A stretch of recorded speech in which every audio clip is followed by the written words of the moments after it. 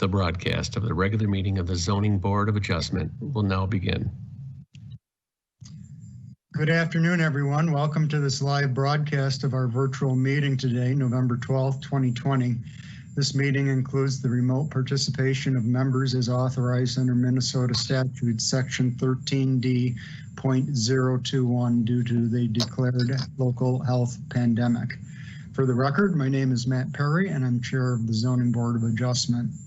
I now call this meeting to order and ask the clerk to call the roll so that we may verify the presence of quorum.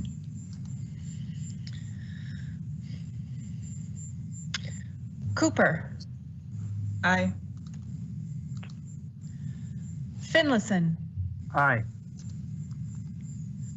Hutchins. Aye. Johannesson. Aye. Ogiba. Here. Perry. Here. Sandberg. Here. Softly. Aye. Wang. Aye. That's 9 members. Thank you. Let the record show we have quorum. With that, we'll proceed to our agenda, a copy of which was posted for public access to the city's legislative information management system available at LIMS.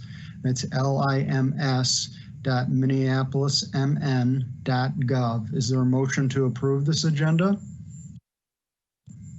So moved, Sandberg. I think Sandberg got there first. Is there a second? Second, Finlayson. It's moved and seconded. Is there any discussion on the motion? Hearing none, will the clerk please call the roll? Cooper. Aye. Finlayson. Aye. Hutchins. Aye. Johannesson. Aye. Ogiba. Yes. Perry. Aye. Sandberg. Aye.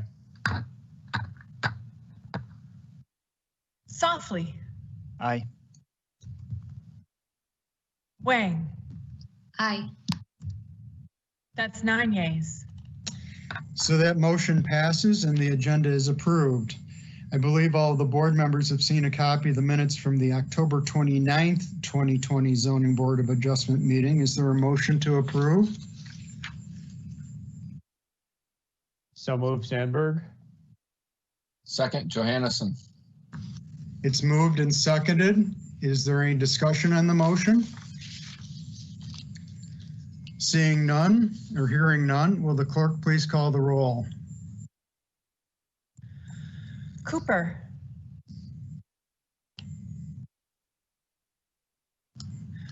Aye. Finlayson. Abstain. Hutchins. Aye. Johannesson. Aye. Ogiba. Yes. Perry. Aye. Sandberg. Aye. Softly. Aye. Wang. Aye. That's 8 yeas. That motion passes and the minutes from the Zoning Board of Adjustments October 29th, 2020 meeting are approved. Let's talk about our 2021 calendar. I believe all the board members have seen a copy of the proposed 2021 Zoning Board of Adjustment calendar. To get discussion going, can I have a motion to approve the calendar? I move that we approve the calendar as presented. This is Sandberg. Is there a second? Second, Softly. Is there any discussion on this? Usually, I'll just say now, usually we hold over for a meeting to have board members be able to take a longer look at it. But we have an item that is asking to be continued into January, and so we'll need a date from the 2021 calendar. So I'd like to pursue and actually vote on this tonight. If anybody's wondering why we're doing something a little bit differently than before. So with that, is there any discussion? Hearing none, will the clerk please call the roll? Cooper. Aye. Finlayson. Aye. Hutchins. Aye. Johannesson. Aye. Ogiba. Yes. Sandberg. Aye. Softly. Aye. Wang. Aye. Thank you. That's 8 I will yeas. also note that I am an aye for the calendar vote. And Oh, my apologies. yep, so that motion passes and the Zoning Board of Adjustment 2021 calendar is approved. Mr. Ellis, are there any petitions or communications? Chair Perry, members of the board, there are no petitions or communications this evening. Thank you. All right, thank you. Let's review the agenda. I will read the agenda number and the address of the project and state whether it's slated for consent, continuance, withdrawal, return, or discussion. And I'll just cover quickly what consent. Once I close the public hearing for an item, no additional public testimony will be taken, but staff may be asked to address board questions. After the public hearing for an item is closed, board members will then discuss and act on motions, and the chair does not vote except in the case of a tie. So let's go through the land use requests and the recommended dispositions. Agenda item number 6 is 728 8th Avenue Southeast. The applicant is asking this item be continued until our 3rd 2020 meeting. We can discuss this more when we review requested continuances. Agenda item number 7 is 2007 22nd Avenue South. This, staff is recommending this item for consent. Is there anyone to speak against this item? I'm hearing no one. Agenda item number 8 is 2500 Cedar Avenue South. Staff is recommending this item for consent. Is there anyone to speak against this item? I'm hearing no one. Agenda item number 9 is 2744 Stevens Avenue. This is a discussion item.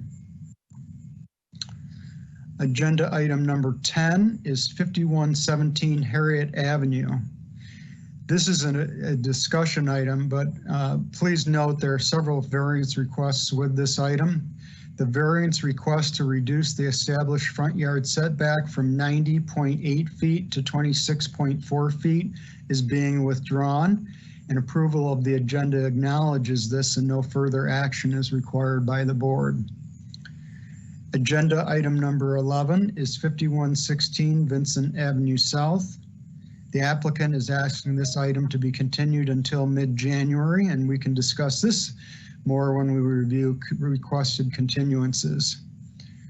Agenda item number 12 is 4724 York Avenue South. This is a discussion item.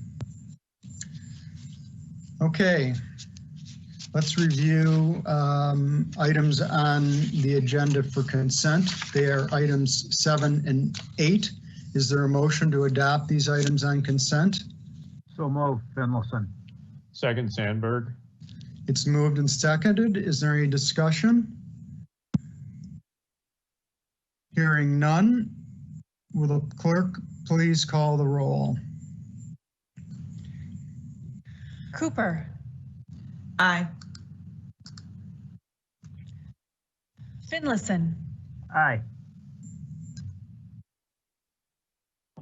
Hutchins. Aye. Johannesson. Aye. Ogiba. Yes. Sandberg. Aye. Softly. Aye. Wang. Aye. That's 8 yeas. Hello? Hello? Are you discussing 4724 York Avenue South? We're not there yet. Okay.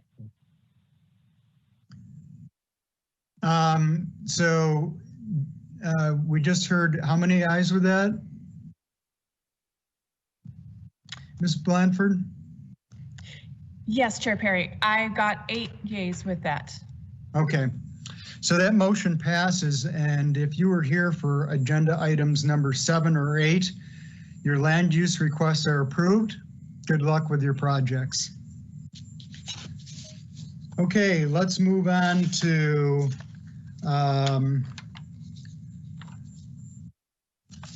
items that are being considered for continuance.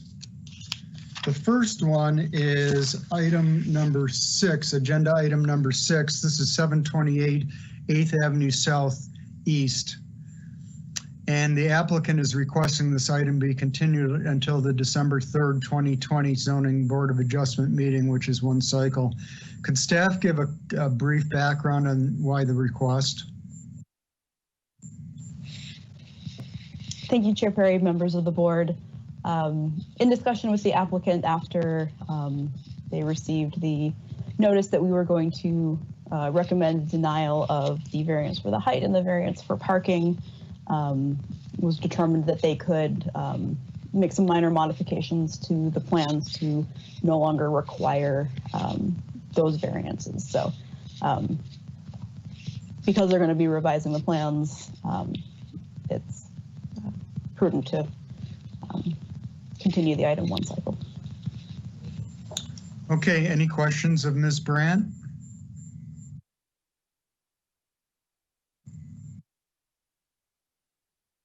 I don't see any. So is there anyone here who would like to speak in favor of the continuance?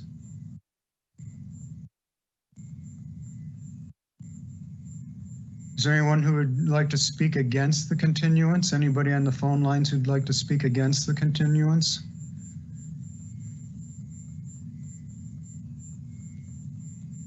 I'm hearing none. Is there any board comment?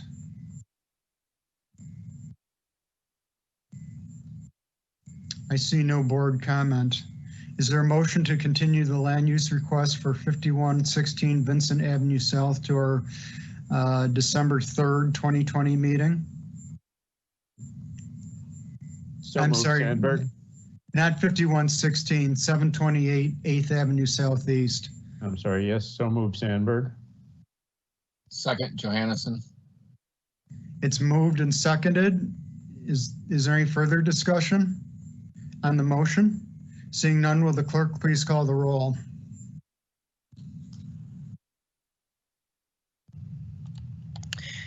Thank you, sorry for the delay. Cooper. Aye. Finlayson. Aye. Hutchins. Aye. Johannesson. Aye. Ogiba. Yes. Sandberg. Aye. Softly. Aye. Wang. Aye. That's 8 yeas. So the motion passes, and that means that this item, this land use application for 728 8th Avenue Southeast will be continued one cycle to our December 3rd, 2020 Zoning Board of Adjustment meeting. We have one other item that is being, there's a request by the applicant to continue it. They're asking it to be continued until mid-January. Would staff please provide a background on the request for the continuance of this item? Thank you, Chair Perry and members of the board. To provide a little bit of context, in the attachments for this item in the staff report, there is a copy of an as-built survey of the subject property from, I believe, August 2019. That was actually a previous property owner had that prepared, and that copy is from the city's records during review and approval and the inspection process for the structures on this property. But the applicants for this variance item before you at 5116 Vincent Avenue South are actually new property owners, and staff agreed to share those approved plans and the as-built survey for the purposes of this variance application. But after this item was scheduled to be heard at tonight's hearing, the applicants requested that this item be continued so that they could have enough time to have their own survey prepared and submitted as part of their application materials. At the time that staff prepared the memo to the board describing this is earlier today, the 2021 Zoning Board of Adjustment hearing calendar had not been finalized, which is why that memo contains a general recommendation that this be continued to December 3rd. However, the 2021 hearing calendar has since been approved earlier this meeting, so the board could choose to continue it to a later hearing. Yeah, are you speaking on behalf of Mr. Kohlhaas? Is the applicant on the phone, or are you speaking on behalf? Do you have knowledge of what date would be okay? I'm thinking January 21st meeting. Chair Perry, members of the board, I can't speak specifically for the applicants. I believe they are on the line as to a specific date in January, but they did say they expected early to mid-January, I believe is the phrasing that they used. Okay, so I'm going to recommend, is the applicant on the line, and you can press *6 to unmute your phone? Yes. Does January 21st work for you? That will work fine. Okay. Thank you. Thank you. Have a good night. So is there a motion to continue the land use request for, I should ask, is there anyone to speak in favor of continuing this item? Sounds like the applicant is okay with continuing this item to the 21st. Is there anyone else who would like to speak in favor of this application who's on the phone? Is there anyone who would like to speak against this, continuing this item to that date? Is there any board comment? So is there a motion to continue this land use request for 5116 Vincent Avenue South to our January 21st, 2020 meeting? So moved, Finlayson. Second, Sandberg. It's moved and seconded. Is there any discussion? Seeing none, will the clerk please call the roll?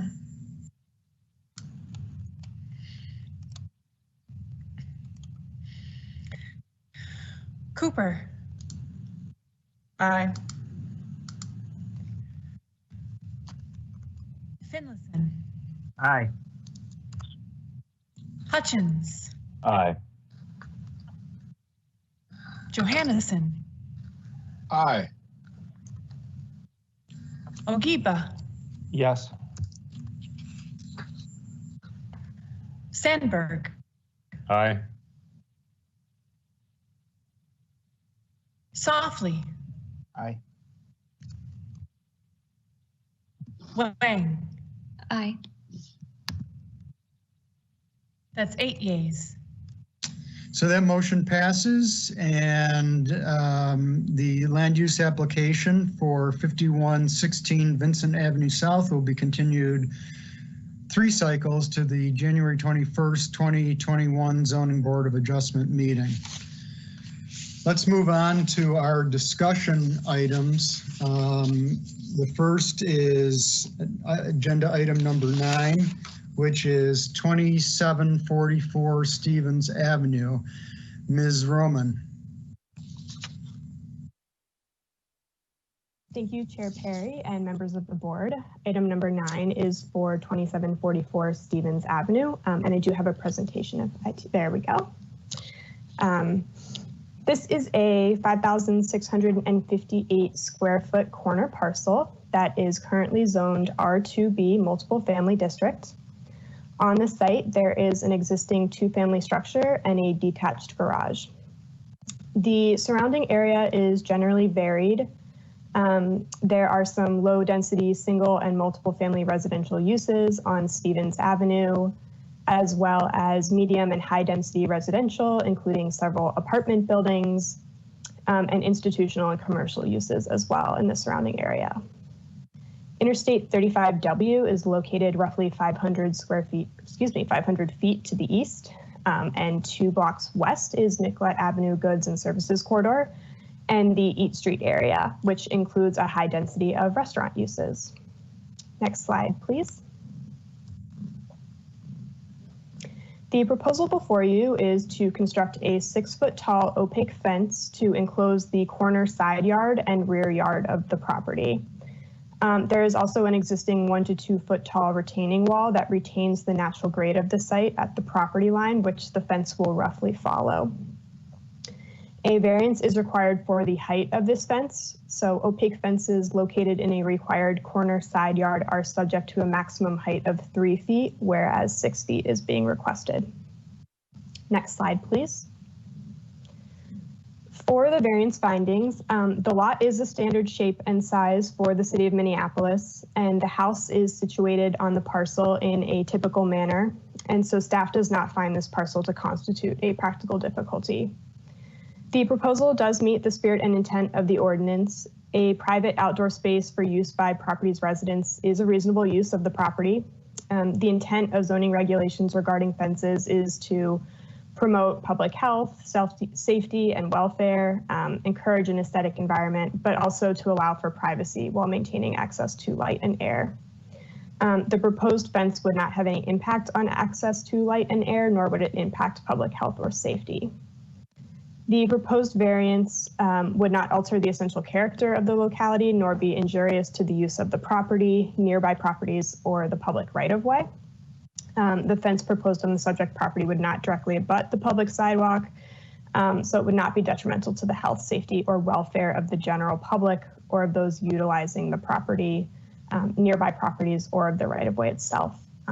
So as such, staff is recommending denial of the variance application this evening, and I'm happy to answer any questions that the board may have. Thanks for that presentation, Ms. Roman. Are there any questions of staff?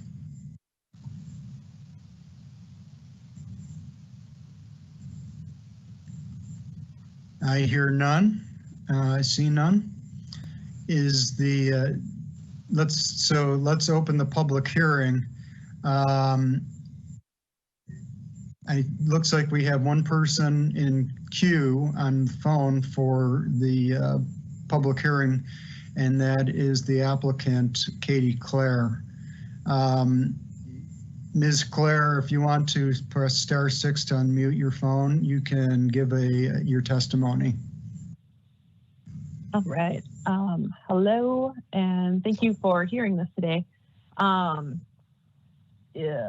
In this property, what we disagree with is that there are practical difficulties that exist in complying with the ordinance, mainly that the previous owners have taken all of the back offset yard and turned it into a driveway space, so that is now blacktop.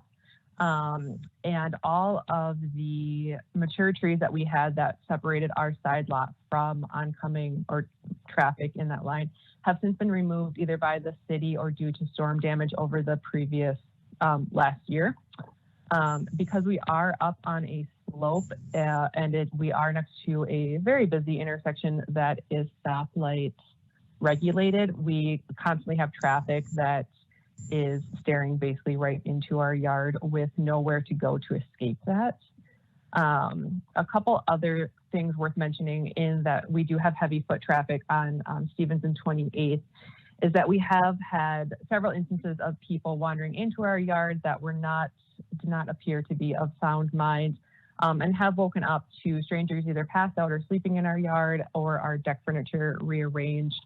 So we are looking at it as a bit of safety, but also a bit of privacy that became very apparent during this pandemic, that we did not have anywhere outside that we could go, that we were not stared at by people in their cars.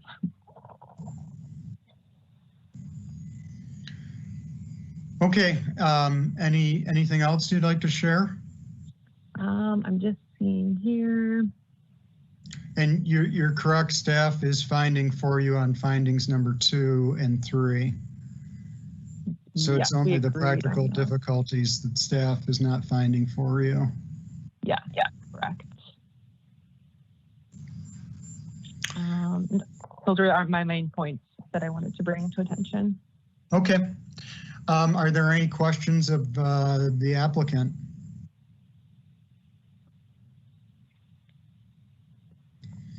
You know, I have a question. I'm sorry, Mr. Ogiba has a question. Thank you, Chair Perry. So I just, to understand again, the traffic on 28th Street here, if I'm seeing this correctly, and I think there may be some old photos that were included in the staff's presentation or in the packet that was given to us. It's currently for auto traffic, it's a one-way moving west to east across this property. There is a bike lane that's designated and set aside to the south on 28th, allowing for 2 specific lanes of auto traffic. And there is an opposite direction bus lane traveling on this, traveling from east to west. Is that an accurate depiction of the traffic pattern on this street? Yes, it is. And the bus lane, I believe, is temporary, but that has definitely been an added difficulty in this last year of traffic. Great. Thank you for that clarification. Appreciate it. Are there any other questions of Ms. Claire? I have a question, Ms. Claire. So you, I think by right, can build an opaque fence up to 4 feet tall. Why isn't something like that workable for you? You wouldn't require a variance to put something like that up. Yes, which we did consider, but since we are on a bit of that slope, while it would block people from looking, I believe, directly at us, it wouldn't do anything to mitigate sound or obstruct our view of the constant traffic. We also do have a dog that is a bit larger, and we're just not sure with like passerbyers if that would be enough to block her from seeing all the action going on. Okay, thank you. Mm-hmm. Are there any other questions? Ms. Claire? I see none. Thank you for your testimony. Is there anyone else in the queue to talk? Doesn't look like it. And so I will close the public hearing. Board comment.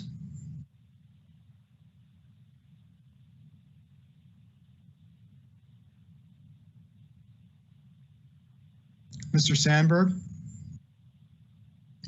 and then Mr. Softly. Yeah, thank you, Chair Perry. I believe the applicant, Ms. Claire, has stated some unique characteristics of this property. The amount of traffic, the fact that it's with the stoplight now is stop and go traffic, tends to intrude on any ability to have privacy in that yard. The fact that wet space in that yard has been changed over the years, not at the fault of the property owner, in an area that would give them outdoor space, I think is also a unique characteristic of this property. So I'm tending to agree that the variance should be granted, but I'd like to hear from other board members. All right, thank you, Mr. Sandberg. Mr. Softly.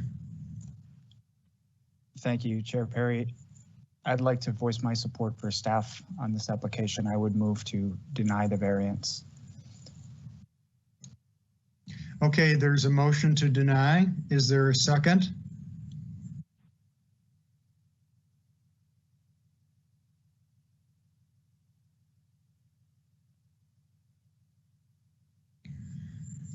I'm hearing and seeing no second, so that motion, I'm sorry, Mr. Ogiba, do you have a comment on the motion?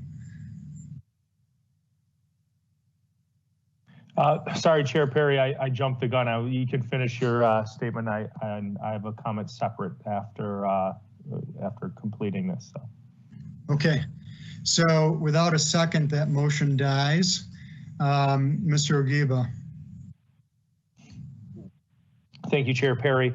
I actually would echo the comments of my fellow board member Sandberg, and I drove through this area around this time last night, and my best description of the area on the property is it felt very exposed, both with the backing of traffic, the movement of traffic and the backing of traffic that happens at that particular intersection. So while I'm typically not a big fan of fencing as an alternative, it certainly seemed like I can understand the applicant's position, and I can understand the uniqueness of this particular area and this particular lot and how it sits specific to the traffic patterns along 28th, its proximity to the other commercial districts as well as the Greenway, then adding some potential pedestrian traffic through to that area just increases that, what I could see as a desire and a need for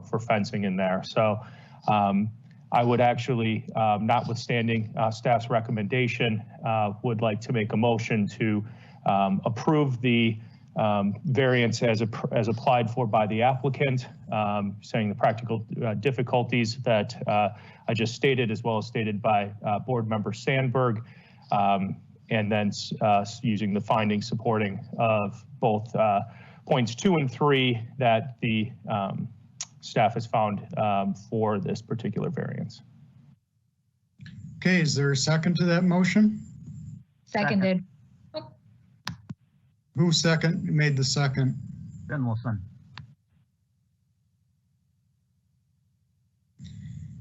Is there any discussion on the motion? Will the clerk please call the roll?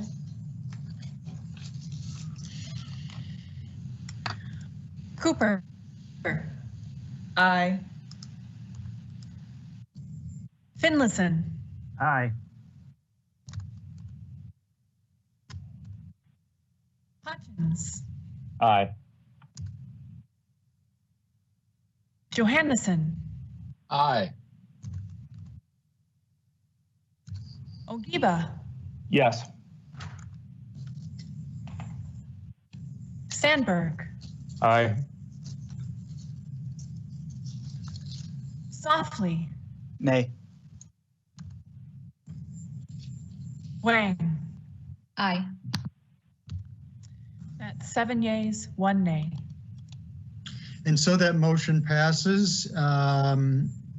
Ms. Claire, your land use request is approved. Good luck with your project.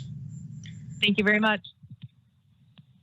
On to number 10. This is 5117 Harriet Avenue, and we have Ms. Roman again. Thank you, Chair Perry and members of the board. Item number 10 is for 5117 Harriet Avenue. This parcel is close to 12,000 square feet. It is an interior parcel that is currently zoned R1 multiple family district. This parcel is also a through lot with frontages abutting both Harriet Avenue and Highview Place, meaning that this property essentially has 2 yards that are considered to be front yards for zoning purposes. On the property, there is an existing single-family structure and a detached garage located adjacent to Harriet Avenue. Both were constructed at an unknown time. Next slide, please. This is an aerial view of the subject property and the surrounding environs. You can see the surrounding area is generally developed with low-density uses, primarily single-family dwellings on large lots. And just northeast of the property, that is the Washburn Park Water Tower, which is on the National Register of Historic Places for the city of Minneapolis. Next slide, please. On the left-hand side of this slide are street view images of the property as viewed from Harriet Avenue. So this would be the view of the front facade of the home and the existing detached garage. On the upper right-hand side of the slide, you can see where Highview Place actually dead ends adjacent to the subject site. So although Highview Place is platted, and that's what creates that through lot in this case, the road itself does not currently extend in front of the subject property. And the bottom right image is the view from the roadway along Harriet Avenue. Next slide, please. The proposal before you tonight is to construct a number of improvements in the front yard of the property between Harriet Avenue and the existing structure. The proposed project includes approximately 800 square feet of patio areas, a 62 square foot in-ground swimming pool, some new walkways and steps leading to the existing detached garage and access to the public sidewalk. And then retaining walls are proposed for this project to create 2 levels of flat lawn space. Some landscaping and fencing modifications are also proposed. The variance application did originally include an 866 square foot sport court, but the applicant has since withdrawn this portion of their application, although you will still see the sport court on the concept plan that was provided in your staff packets. The red lines drawn on the property survey show the increased front yard setback of 90.8 feet due to the location of the existing homes on either side of the subject property. This is known as the string line for determining an established front yard setback.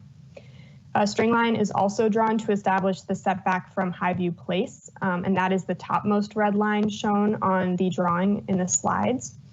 In this case, the developable area of this parcel is located in between those 2 dashed red lines. To construct the project as proposed, the applicant tonight is seeking variances to the established front yard setback for the in-ground swimming pool, for a patio that exceeds 100 square feet, and for retaining walls that do not maintain natural grade. The applicant is choosing not to pursue the variance for the sport court at this time and would not be permitted to construct the sport court until they have applied for and been granted a variance. Next slide, please. For the first variance for the in-ground swimming pool, practical difficulties do exist in complying with the ordinance due to the circumstances unique to the property. The property's configuration as a through lot and the locations of the adjacent homes to the north and the south result in an unusually high proportion of the property being occupied by required yards, which does constitute a practical difficulty in pursuing reasonable development. Further, the through lot front yard adjacent to Hillview Place is sloped and it is heavily wooded. And these conditions were not created by the applicant and are not economic in nature alone. Staff does not find the proposed variance to be in keeping with the intent of the comprehensive plan or the ordinance. Construction of an in-ground pool would detract from the physical environment. It would disrupt the traditional built form of front yards, which are unobstructed, with accessory uses being located to the sides or to the rear of the principal structure. And it would be considered disorderly development in the opinion of staff. The proposed swimming pool would also alter the essential character of the locality and would have a visual impact on those utilizing nearby properties. A swimming pool of any size would alter the existing character of the surrounding neighborhood and would be injurious to the use or enjoyment of neighboring properties. The proposed variance would not be detrimental to the health, safety, or welfare of the general public or of those utilizing the property or nearby properties. So staff is recommending denial of the application for the established front yard setback for the swimming pool. Next slide, please. For the second variance for patios exceeding 100 square feet, staff has made similar findings. Practical difficulties do exist as the through lot greatly reduces buildable area, and the wooded and sloped terrain continues to exist on site. Staff does not find the proposed variance to be in keeping with the intent of the comprehensive plan or the ordinance. Construction of a patio of this size, which is over 700 square feet greater than is permitted under code, would detract from the physical environment, does disrupt traditional built form with unobstructed front yards with accessory uses located to sides and rear, and would be considered disorderly development. The scale of this patio could result in a much more intensive use of the patio than a patio of less than 100 square feet would accommodate. A patio less than 100 square feet would be permitted without a variance. The proposed patio would alter the essential character of the locality and would have a visual impact on those utilizing nearby properties, and would also alter the existing character of the surrounding neighborhood and would be injurious to the use or enjoyment of neighboring properties. However, the proposed variance would not be detrimental to the health, safety, or welfare of the general public. So staff is recommending denial of this application as well. Next slide, please. For the third variance, a reduction in the established front yard setback from 90.8 feet to 26.4 feet for the construction of retaining walls that do not maintain natural grade. The first finding mirrors that of the two variances, with the property being unique as a through lot with a wooded and sloped terrain. Staff finds the proposed variance to be in keeping with the intent of the comprehensive plan and the ordinance. So the spirit and intent of the ordinance regulating required yards is to create orderly development, protect residential character, and ensure access to light. The retaining walls are proposed to create two levels of flat land on the subject property. One would be at level with the existing structure, and then one would be at level with the flattest portion of the existing yard. The creation of a more usable outdoor open space on a property does maintain the goal of the ordinance to maintain the traditional neighborhood form with unobstructed front yards. The caveat to that being, should the sole purpose of the retaining walls be for allowing development of additional improvements, then the retaining walls would not meet the intent of code, as they would be facilitating disorderly development. So the proposed retaining walls, only for their use in creating open space, would also not alter the essential character of the locality and would not have a visual impact on those utilizing nearby properties. The proposed variance would not be detrimental to the health, safety, or welfare of the general public or of those utilizing the property or nearby properties. So as such, staff is recommending approval of this variance application. Next slide, please. So as mentioned in the beginning of the presentation, the applicant has withdrawn their application for a variance to reduce the required front yard from 90.8 feet to 26.4 feet for the construction of a sport court. If the applicant should decide to pursue construction of this sport court in the future, the applicant would need to come before the board for a variance. So in summary, staff is recommending denial of the variance applications for the established front yard setbacks in order to construct an in-ground swimming pool and patios exceeding 100 square feet. Staff is recommending approval of the variance to the established front yard setback to permit construction of retaining walls that do not maintain natural grade. And I will answer any questions from the board. Thanks for that presentation, Ms. Roman. Are there questions or comments? Mr. Softly. Thank you, Chair Perry, and thank you for the presentation, Ms. Roman. I'm a little confused about how your findings fall with regard to the retaining walls variances, and specifically how it is possible that that the retaining wall variances are being recommended for denial if in fact they are being sought only to facilitate improved development to what I'll call the backyard of the home. I'm a little confused as to why that variance doesn't stand on its own, given that they would need a variance for the patio and a variance for the patio or in the pool, notwithstanding a retaining wall. Thank you, Chair Perry, members of the board. So staff felt that on its own, the retaining walls were appropriate for increasing the amount of usable open space. The rear yard or the second front yard in the through lot adjacent to Hillview Place does have a small amount of usable space. However, it does not have a large amount of backyard space. And so the primary open space is in the primary front of the home adjacent to Harriet Avenue. So staff felt that it does meet the intent of the ordinance to permit open space. Retaining walls to create just a little bit more flat usable space is an appropriate use. However, when the retaining walls are for the sole purpose of creating additional developable area, so for accessory uses, for accessory structures, for a pool or a sport court, then we are moving into territory where staff does not feel that they're meeting the intent of the ordinance.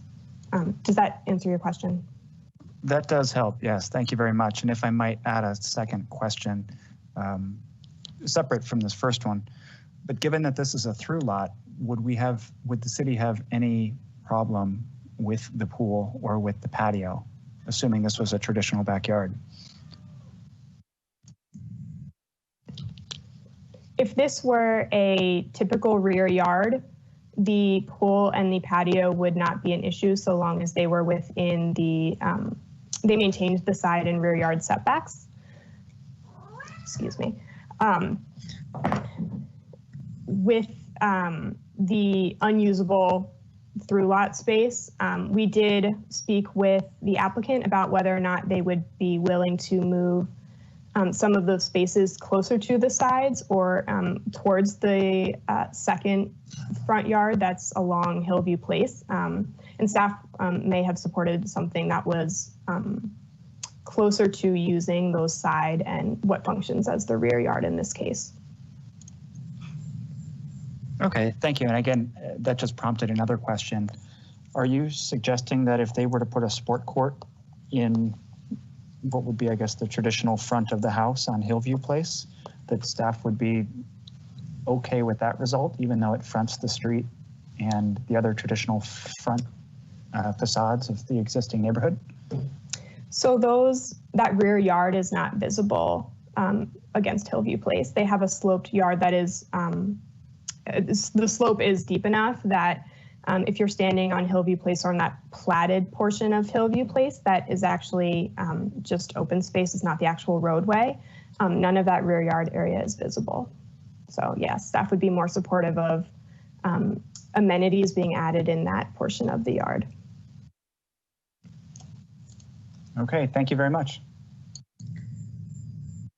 Thanks for those questions, Mr. Softly. Are there any other questions or comments of staff?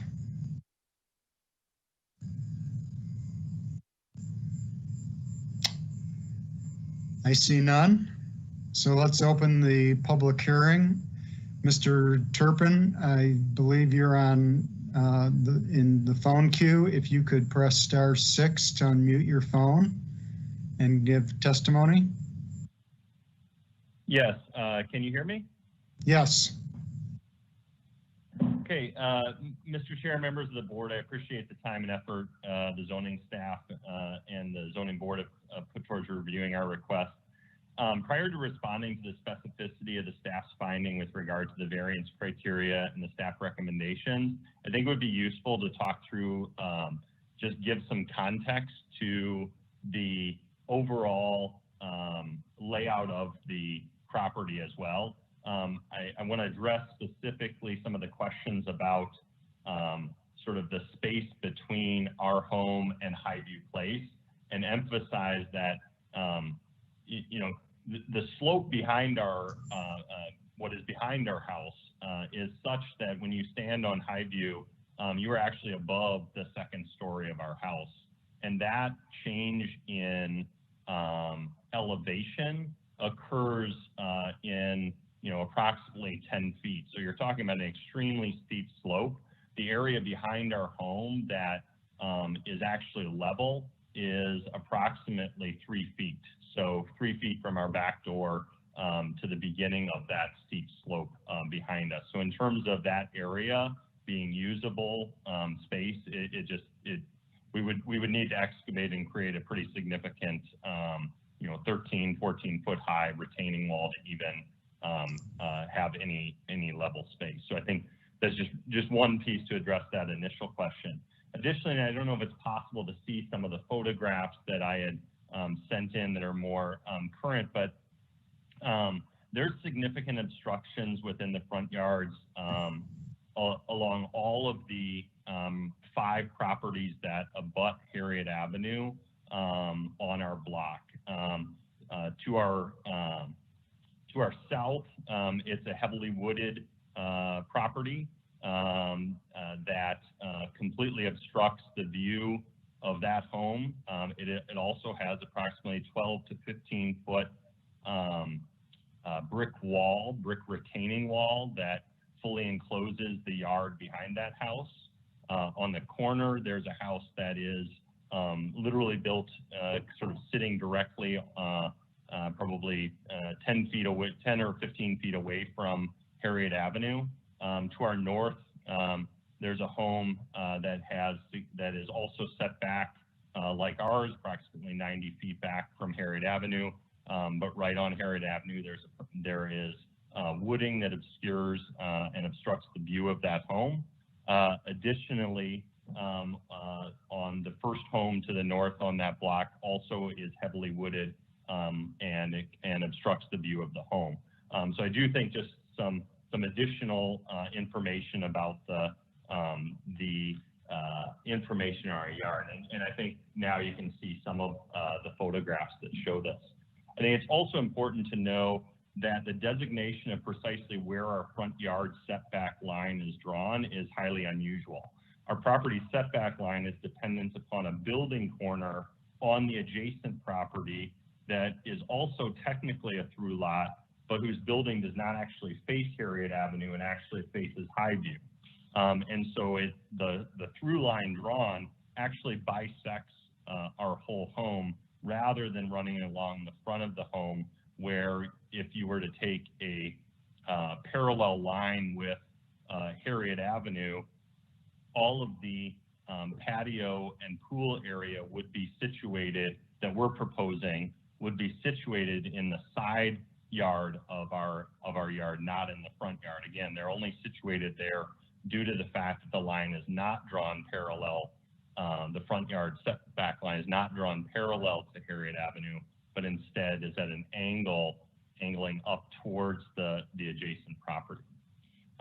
With regard to the first variance related to the pool, obviously we agree with staff's analysis with regard to factor 1 for the variance regarding practical difficulties. With regard to factor 2, regarding the reasonable manner that's keeping with the spirit and intent of the ordinance, the staff findings identify that the spirit and intent of the setback ordinance is to create orderly development, protect residential character, and ensure access to light. While the staff findings on this variance don't state that the proposed use will have any impact on access to light, which we agree that it does not, the findings do state that the proposed pool would create disorderly development, and states that the pool would not protect residential character because the traditional built form includes unobstructed front yards. We disagree with these findings because this proposed use does not significantly deviate with the current development in place on our block, nor do they significantly differ from the residential character surrounding our property. As you can see from some of the photos, the adjacent properties all contain significant obstructions between the buildings and Harriet Avenue, each of which are substantially more obstructing of the views of those buildings than this pool would provide. Additionally, with regard to the pool's impact on residential character, the pool's placement in regard to in relation to the distance from the street and the sidewalk would be significantly greater than other pools that are in side yards or backyards in the surrounding neighborhood, especially on corner lots.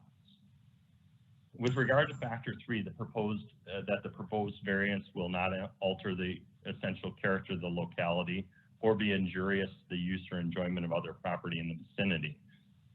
While we agree with staff's finding that the proposed pool would not be detrimental to health, safety, or welfare of the public, we disagree with the staff's finding that the pool would alter the essential character of the locality, and we disagree that it would be injurious to the use and enjoyment of neighboring properties. As stated previously, the proposed pool would not alter the character of the surrounding neighborhood. It is simply inaccurate to state that the pool set 75 feet back from the street and approximately 25 feet above street level, regardless of where it may lay on a setback line, would be fundamentally different from pools that are technically in back or side yard areas of surrounding properties, but only 25 or 30 feet away from their respective sidewalks or streets. Additionally, the staff findings appear to suggest that the visual impact of the pool alone would make it injurious to the use or enjoyment of surrounding properties, but provide no analysis of whether or how surrounding properties could even have sight lines of the pool, given the placement of where that proposed pool would be in relation to our building, let alone what those sight lines would be when the proposed screenings are put in place. For all these reasons, we disagree with the findings related to the variance for the pool. With regard to the variance for the patio areas, we have some similar concerns. With regard to factor number 1, we agree with the staff analysis that practical difficulties do exist. With factor number 2, the staff findings identify that the spirit and intent is to create orderly development and protect residential character and ensure access to light. Again, staff do not state that this will have any impact, the patio will have any impact on access to light. But it does state that it would create disorderly development and states that the patio area would not protect residential character because the traditional built form includes unobstructed front yards. Again, as we said with regard to the pool, we disagree with this because the proposed use does not significantly deviate with the current development in place on our block, nor does it significantly differ from the residential characters in our surrounding neighborhood. As you can see from the photos, the adjacent properties all contain significant obstructions between the buildings and Harriet Avenue, each of which are substantially more obstructing of the views than those of those buildings than this patio. Additionally, with regard to the patio's impact on residential character, the patio is proposed to be adjacent to the house in an area that would be considered a side yard. I do want to mention one clarification. The proposed plan that was shown identified 2 locations of patio. Our intent was not to seek the patio area on the lower yard area. We had intended to retract that, and so we were only seeking the variance to create the patio in the area just adjacent to the home up on the upper part. And again, so that would be, our view would be, it doesn't impact the residential character because this patio is proposed to be in an area that, but for the unique drawing of the setback line, would be considered a side yard for our property. Finally, factor number 3 for the patio. While we agree with the staff's finding that the proposed patio would not be detrimental to health, safety, or welfare of the public, we disagree that it would alter the essential character of the locality and disagree that it would be injurious to the use and enjoyment of neighboring properties. To begin with, it's important to note that the staff findings identify the proposed patio area is approximately 800 square feet, but the proposed plan we had discussed would have been a patio area of just over 400 square feet. However, regardless of which size is in question, such a patio would not alter the character of the surrounding neighborhood. As mentioned earlier, the placement of the patio would be in a location adjacent to the house that would usually, but for the odd placement of the setback lines, be a side yard where such patio would be permitted. Additionally, it's inaccurate to state that a patio setback 75 feet from the street and approximately approximately 25 feet above street level would be fundamentally different from patios that are technically in back or side yard areas of surrounding properties, but could be as close as 25 or 30 feet away from sidewalks and street and level with those sidewalks and streets. Additionally, as with the pool, there's the suggestion that the visual impact of the patio alone would make it injurious to the use or enjoyment of surrounding properties. But again, provide no analysis of whether or how such surrounding properties could even have sight lines of the patio, especially when such screening is put into place. Finally, with regard to variance, with regard to the third variance regarding the retaining walls, we agree with and support the staff's recommendations.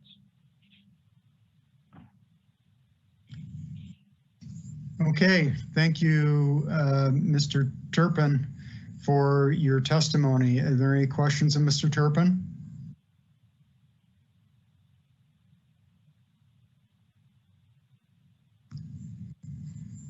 I'm seeing none. So let's see if is there anybody else in the queue, in the phone queue, who would like to speak for this application?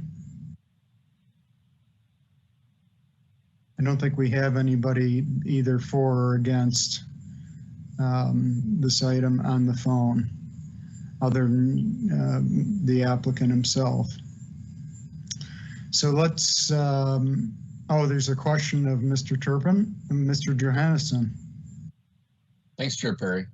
I guess I have a question for the owner of the property. Have you talked to the individual who lives to the south of you about this project? We have discussed it we have discussed development of the property with our other property or with adjacent property owners, including sharing, updated survey information and plan information with them, and have received no direct opposition or statement in opposition to those plans. Okay, great. Thank you very much, sir. I want to follow up on that. Have they provided any feedback at all? No, they have not. And I've been in contact with them several times just along the course of planning, again, in a very collaborative way, just making sure we identified accurately where the survey lines were, and we're clear on how those properties adjoin, because as you can maybe see, it is a unique property line, both and unique through lot, both ours and the adjacent property. And so we have worked, collaboratively to clarify those lines, and in each of those discussions, there was no statement in opposition or concern related to our plans. But there also hasn't been, it sounds like there's been radio silence, really. Correct. Yeah. Okay. Thank you. Are there any other questions of the applicant? I'm seeing none. Let's close the public hearing. Is there any board comment?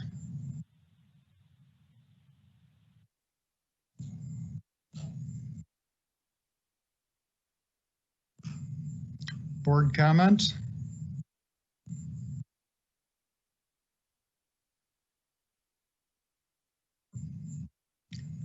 Mr. Ogiba has a comment, and then Mr. Johannesson has a comment, and then Mr. Softly has a comment. So Mr. Ogiba. Great. Thank you, Chair Perry. And thank you to staff for your presentation, and to the applicant for your testimony. I guess one of the pieces I'm struggling a little bit with here is really, I guess, having what I would call a detailed understanding of exactly what we're being asked to vote on here from plans from the applicant. So as I look at this and I listen to the testimony, I found myself a bit, I guess, overall confused. I understand the sport court is no longer part of these plans, but I feel like we're being asked to vote on and make a decision on something that staff isn't supporting without kind of a full picture of exactly what that end result would be or what that end result might appear to be. So given that I guess my comfort level in that understanding is not there, I would be more apt to deny the variance as recommended by staff. Not with the comfort level of seeing everything that I think what a final product would be as it would be completed by the applicant. Thanks for those comments, Mr. Ogiba. Mr. Johannesson. Thanks, Chair Perry. I don't know, I see a lot of uniqueness in this property. And I also, I look along the roadway that we've talked about, which is basically their front yard with their mailbox on their garage that's underground. It is very vegetated over. And if you look at the other side that we call the other side the front yard. I mean, there's a chain. There's a fence there. You can't even get down in there. I think when I look at the plans, I do see the sport court, but I can kind of phase that out and not think that there's a sport court there. And the pool, to me, it's a plunge pool. This isn't like this big, huge, super splash party pool. It looks like it's a small pool. It looks like it's well out of the way from the street. And I'd like to try to find a way to kind of side with them. I think this isn't that extreme, in my opinion. And I'd like to hear the rest of the board provide some comment if they want. Thanks. Thanks for those comments, Mr. Johannesson. Mr. Softly. Thank you, Chair Perry. I agree with Board Member Johannesson. I think that the applicant did a tremendous job supporting their case. I also take a look at staff's argument, and I think that the arguments that cut against the traditional built form of rear yard seem rather speculative and seem unsupported, in my opinion. I very much appreciate the comments from Mr. Ogiba in that I think there is some confusion about what exactly we are voting to approve right now, and that does give me some apprehension. But I would like to approve all variances, and I believe that there is support to do so. All right, thanks for those comments. Anyone else would like to comment? Any other board comment? Mr. Sandberg. Yes, thank you, Chair Perry. I also agree with Mr. Ogiba's and with Mr. Johannesson's and Mr. Softly's comments. My understanding is that the development that might be visible and be obstructive are the retaining walls that facilitate flat areas in this yard, and which is recommended for approval. That the other parts of the development, the plunge pool and the patio, are essentially at the grade that's created by so once the retaining walls are built, I think what is potentially going to be obstructive as a structure will have been done. I noticed the applicant mentioned that the lower patio is not intended to be a paved patio. I guess it would be a new flat area of the yard. And if we do vote to approve this, I guess I would suggest maybe we reduce the requested square footage of the patio to represent what the applicant is planning to build. All right, thanks for that comment, Mr. Sandberg. Is there anyone else who would like to comment?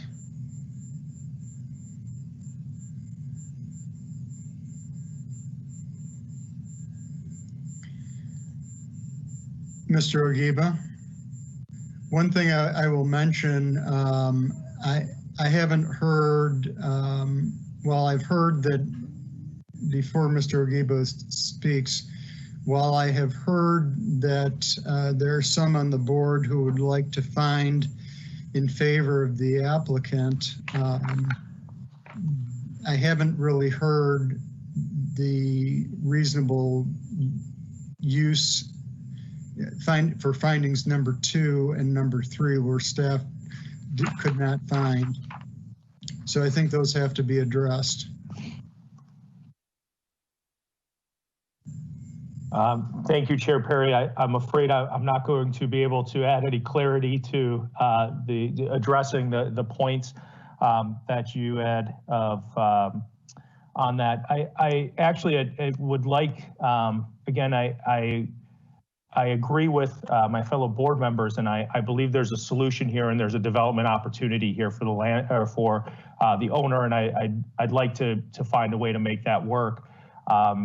I actually, and again, I apologize because I know we spent a lot of time on this here, but I actually, in my mind and in my preference, and in order to perhaps better answer those questions that you just presented on the findings, would perhaps look to want to continue this item to get an updated plan on what exactly in specifications of whether it's, if we're talking about unpaved patio or paved patio, if we're talking about other items within this, so that I can, in good conscience and good comfort, perhaps provide to the applicant what they're looking for from the variance, because I'm afraid even as I hear fellow board comment, and perhaps this is of my own doing here, but just can't find a comfort level in a project here that I'm able to vote in favor of at this time, despite wanting to see what the development opportunity is here.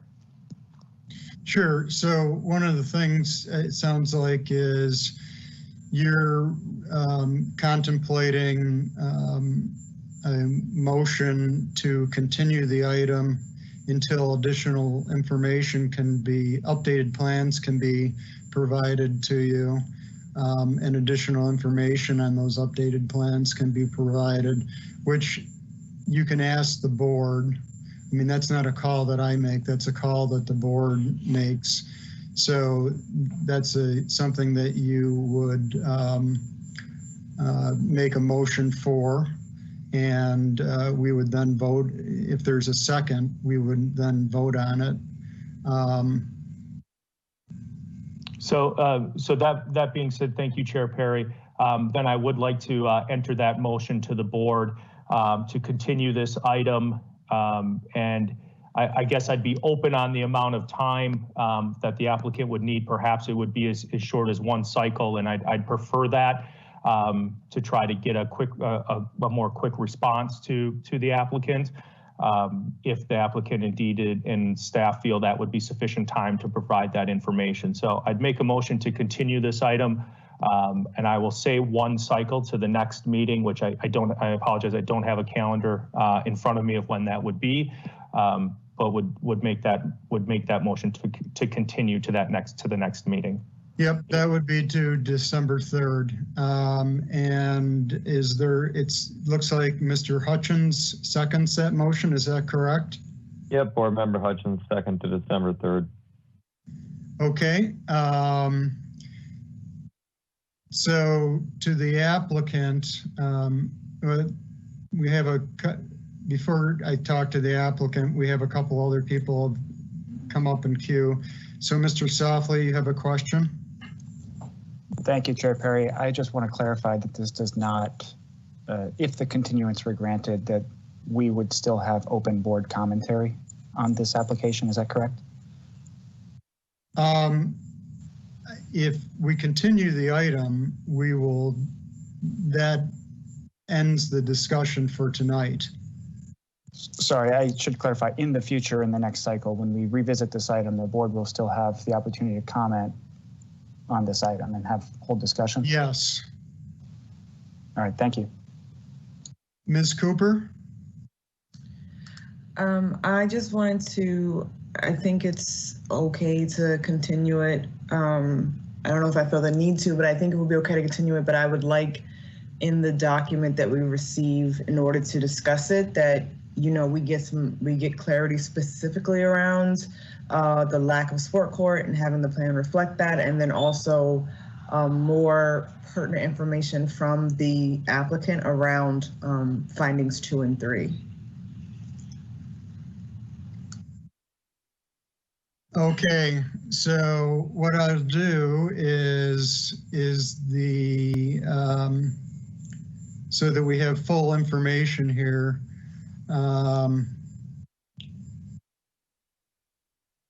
I'd like to get staff to weigh in. Staff, can you, do you believe you have enough time to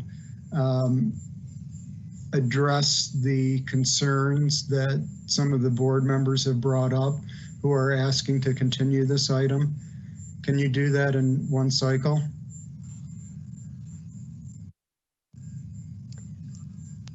Thank you, Chair Perry, members of the board. Staff is certainly willing to work with the applicant to address some of the question marks surrounding what development is slated to occur and what development they are not proposing at this time. If the applicant can provide plans in a timely manner. So it would certainly depend on the turnaround time for the plan documents that could be provided. Yes, so my next question is to Mr. Turpin. How quickly can you provide turnaround time?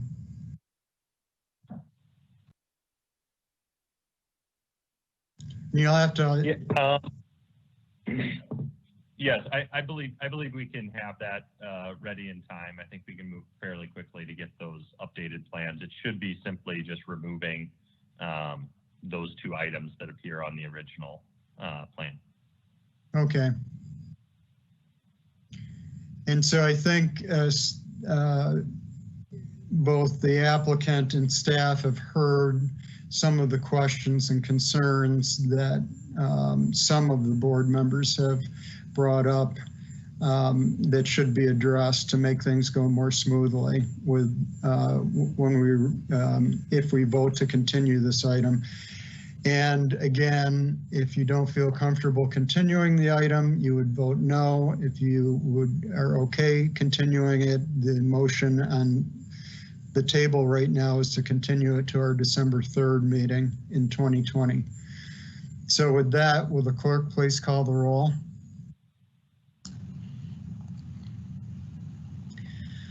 Cooper. Aye. Finlayson. No. Hutchins. Aye.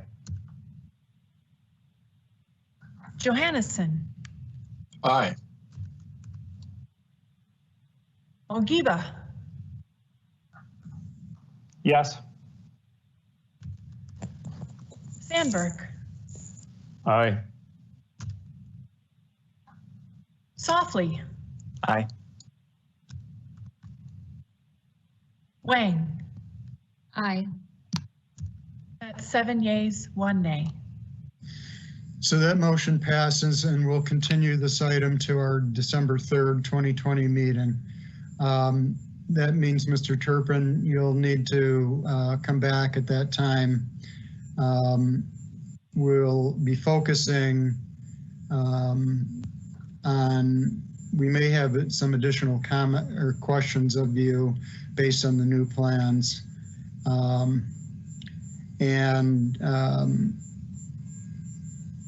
I'm just getting a comment from Mr. Johannesson that we should see patio materials and dimensions on the size in the next plan. So I agree with that. So with that, we're done with that item. Thanks for staying on the call so late.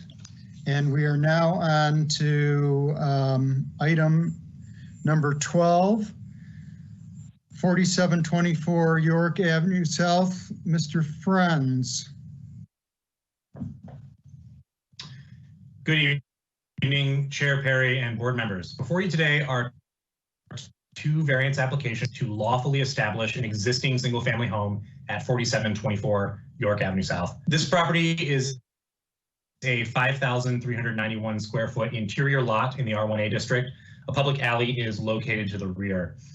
The property is currently occupied by a single-family home and a detached garage. Both of these were constructed in 2019. The home as constructed is in violation of both the maximum permitted floor area ratio as well as maximum permitted height and is not lawfully established in its current configuration.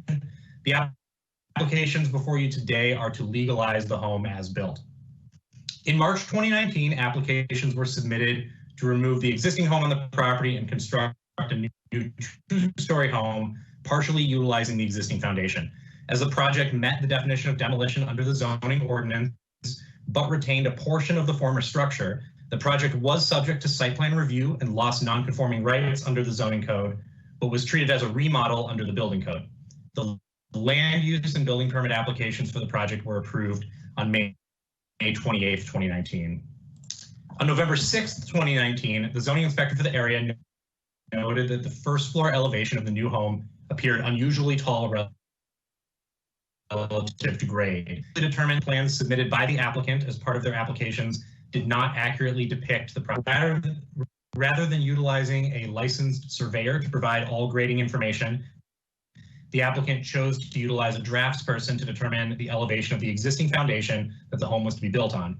After enforcement action began against the property, the applicant hired a licensed surveyor to provide elevation information on the home as built, and that surveyor determined that the proposed first floor elevation provided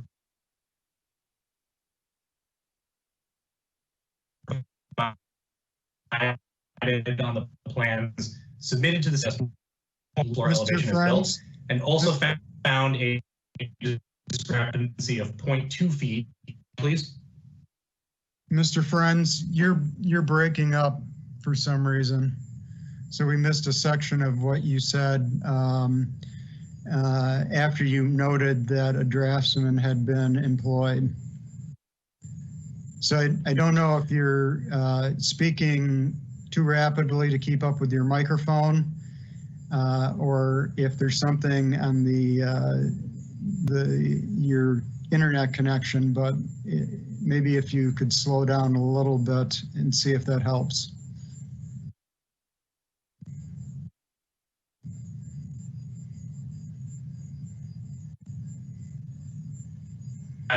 Sure.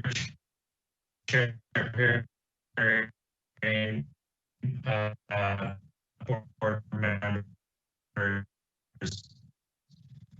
I think it is probably my internet connection. Am I coming through clearly right now, or am I breaking up right now? You were breaking up again.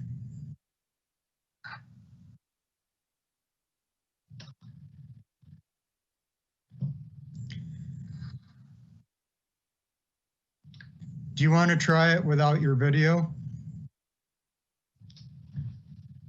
Okay. Chair Perry, board members, I might try disabling the camera and keeping the microphone on. Yeah, I would. One of the things that sometimes can help is if you disable the camera and keep the microphone on. Right, Chair Perry, my camera's been disabled for some time now. Is my audio coming through clearly? Now it's better.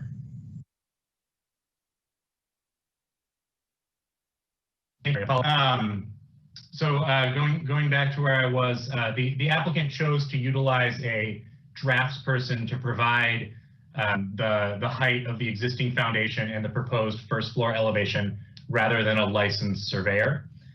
After enforcement action began against the property, the applicant hired a licensed surveyor to provide elevation information on the home as built.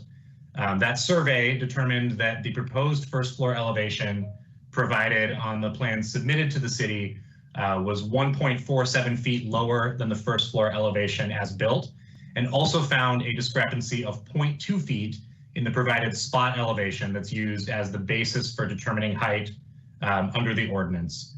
If we could go to the next slide, please. The maximum permitted floor area ratio in this district is 0.5. For single family homes, basement floor area is excluded from the home's gross floor area if the first floor elevation is located less than 42 inches above the pre-construction grade for at least 50% of the home's perimeter. The plans submitted to and approved by the city as part of the applications for the project provided a proposed first floor elevation of 863.33 feet, which resulted in the home's basement area being excluded from the home's floor area ratio and a floor area ratio of 0.41. However, the first floor elevation as built is 864.8 feet, which results in the home's basement floor area being included in the floor area ratio calculation and a floor area ratio of 0.58. The applicant is seeking a variance to increase the maximum permitted floor area ratio to lawfully establish the home is built. Go to the next slide, please. On this slide, the elevation on the left is the front elevation as approved, and the elevation on the right is the as-built elevation provided as part of the variance application. The maximum permitted height for a single-family home in this district is 28 feet, and that height is measured at the midpoint of the roof. Additionally, the home is subject to a maximum permitted peak roof height of 33 feet. For both provisions, height is measured from pre-construction grade at a point 10 feet towards the front property line from the front center of the structure. The plans submitted to and approved by the city as part of the land use and building permit applications indicated an overall height of 27.07 feet and a peak roof height of 32.23 feet. However, the home as built measures 28.6 feet overall at the midpoint of the roof and 33.9 feet at the peak. The applicant is seeking a variance to increase both the maximum permitted structure height, that's the midpoint height, and the maximum permitted roof peak height to lawfully establish the home is built. Several public comments, I think about 15, were received and included in your packets. 3 additional sets of comments were received after publication of the agenda, and you should have received those earlier today. Regarding the first required finding, staff has found that for both variances, practical difficulties do not exist.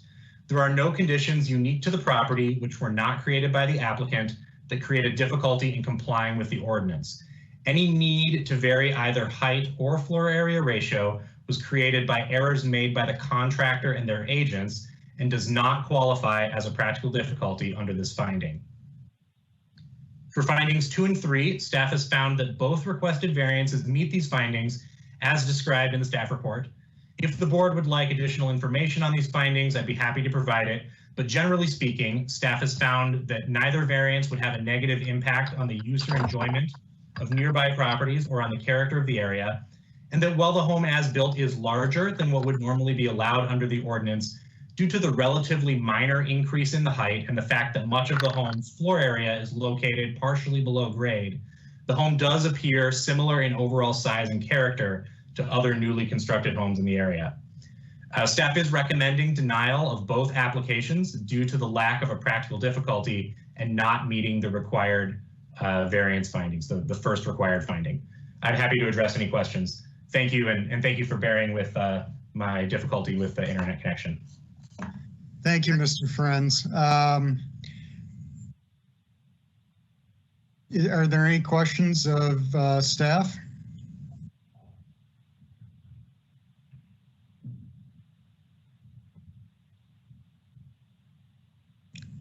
I see none. Oh, there is a question. Mr. Ogiba. Thank you, Chair Perry, and thank you, Mr. Friends. So just as a point here, if we are to deny the variance, then what are the next steps for the homeowner? I guess would be my question, right? As we look at this and we see what the question before us on the 2 variances would be, what options does the homeowner have? Assuming that approval means status quo and denial means what? Chair Perry, Board Member Ogiba, thank you for the question. If the variance applications were not approved, the home would need to be modified to comply with the maximum floor area ratio and the maximum height. So both the floor area ratio and the height would need to be reduced. There are a number of ways to potentially do that, but the most straightforward way would be to lower the height of the foundation. So it would be, involved and expensive and inconvenient, but the most straightforward way to correct the home would be to raise the home off of the foundation to lower the foundation height and then to lower the home back onto the lowered foundation. Thank you, Mr. Franz. Mr. Johannesson, you have a question. I do. Thanks, Chair Perry. I guess, Andrew, I'm wondering, is there another option to raise the grade enough around the perimeter with maybe the use of small retaining walls to get that change? Or, you know what I mean? Can they add soil to the site to raise the point of measurement? Chair Perry, Board Member Johannesson, thanks for the question. No, the height, both the point used for the basis of measuring height, the 0 point for measuring height, as well as that 42-inch threshold for the first floor elevation and excluding the basement floor area from the gross floor area calculation, are based on pre-construction grade. They're based on natural grade.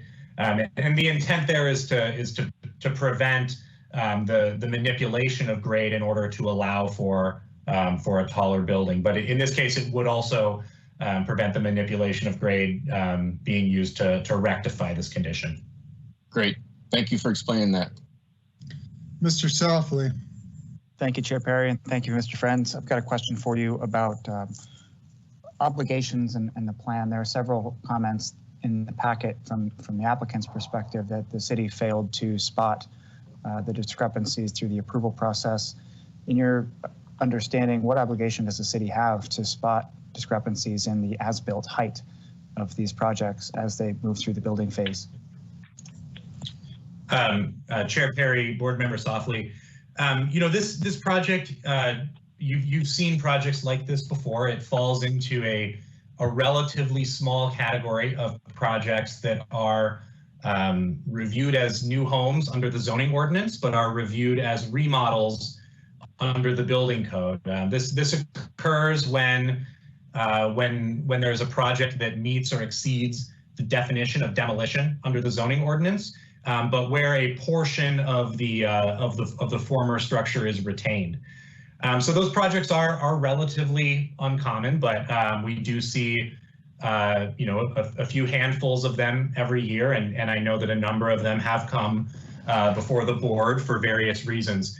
When a project is in that situation where it's treated as a remodel from the building code perspective, it's not subject to the same submittal requirements and inspection process as a ground up new home that is treated as a new home from both the zoning code and building code side.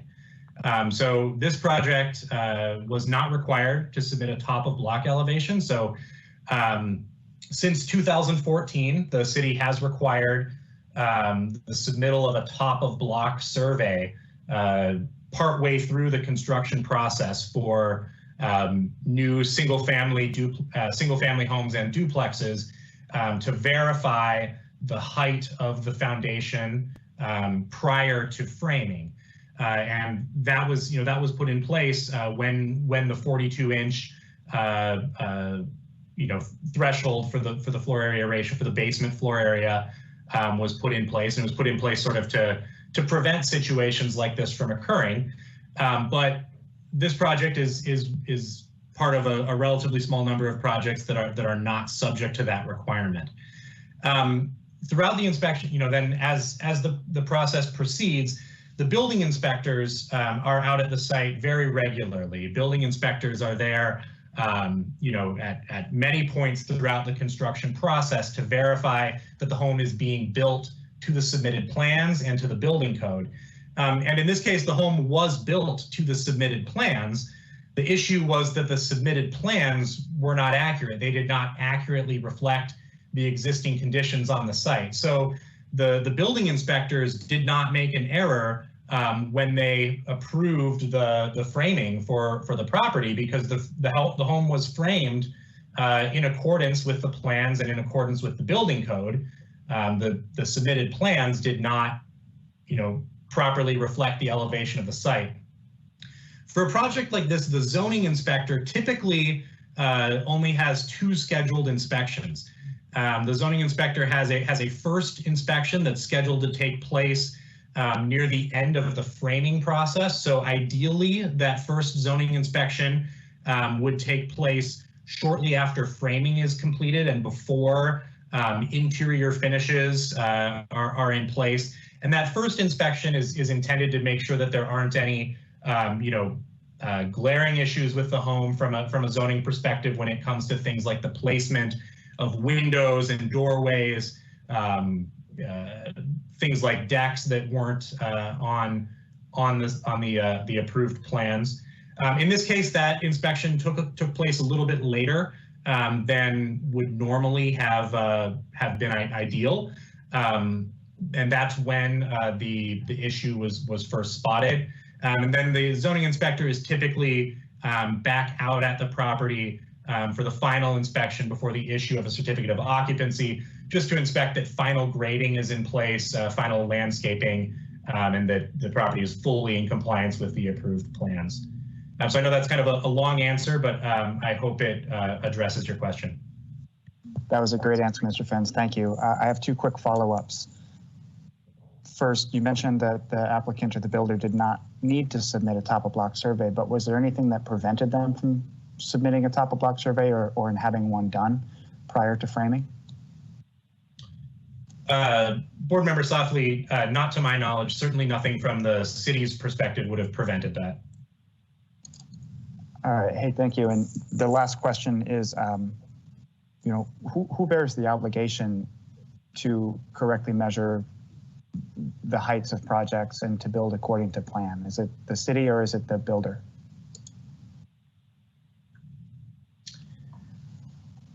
Chair Perry, Board Member Softley, the city is reliant on the applicant submitting plans that truthfully depict the property and truthfully depict the project. The city inspects a project as it's under construction and after it's under construction for compliance with the submitted and approved plans and compliance with the zoning code and the building code. But prior to construction, we do not do any type of pre-construction inspection. The city does not visit a property prior to the start of construction to verify that the plans submitted by the applicant are accurate. As far as the city's responsibility, I don't know that I'm qualified to answer that from a legal perspective. If you'd like additional information on that, I think Brad Ellis might be able to provide a bit more. Again, I appreciate that. I'm glad to hear that you could answer this section about whether or not the city conducts any preliminary investigations into the property and whether that falls under their purview, and it sounds like it doesn't. So thanks again for your answers, Mr. Fens. Okay, are there any other questions of staff? I see none. So let us open the public hearing, and we have a couple of people in queue. I think the first is the applicant, Ms. Weisblum. If you press *6, could you give your name, hopefully I pronounced it correctly, and your address, and any testimony you'd like to give? Chair Perry, this is Mike Mergens. I'm the legal counsel for the applicant as well. And I just wanted to touch on a couple points, and then I will turn it over to Ms. Weissman and no, you won't do that. You'll do it in the order that I asked. Okay, that's fine. I know it's a unique circumstance. Okay. Yeah. Can you hear us? These are the homeowners, Ryan Ledina and Liana Weissman. Yes, please. Okay. Okay. Great. Yeah. We may have covered some of this, but we put together a statement for you all. So first of all, good evening, Chairman Perry and the Board of Adjustment members. Thank you for considering our variance application. I really wish we could be doing this in person, and I really appreciate the board's flexibility to do this remotely. we're going to provide this opening statement here is just to kind of outline our situation where we are. Then we'll allow our contractor and their counsel to provide any details as needed. So this is just kind of our perspective, and then we can go from there for details and questions. Could you, my name is Ryan Ledeen. Sir, could you make sure that you keep it within 10 to 15 minutes? Yes. No, this statement should be less than 5. Oh, great. Yeah. I'm sorry for the interruption. Please proceed. No problem. My wife and I live here at 4724 York Avenue South. We've enjoyed our new home and our neighborhood here since last September when we moved in. We've gotten to know many of our neighbors and we feel very lucky to live here. The Fulton community and our block, it really does feel like a community and a community that we feel welcomed in. We look forward to raising our family here and are expecting our first child actually in March. So many of our neighbors, those that we know and those that we don't, have written to express their support of the approval of our variance. And I'll hand this over to Liana to go over some more. Hi, everyone.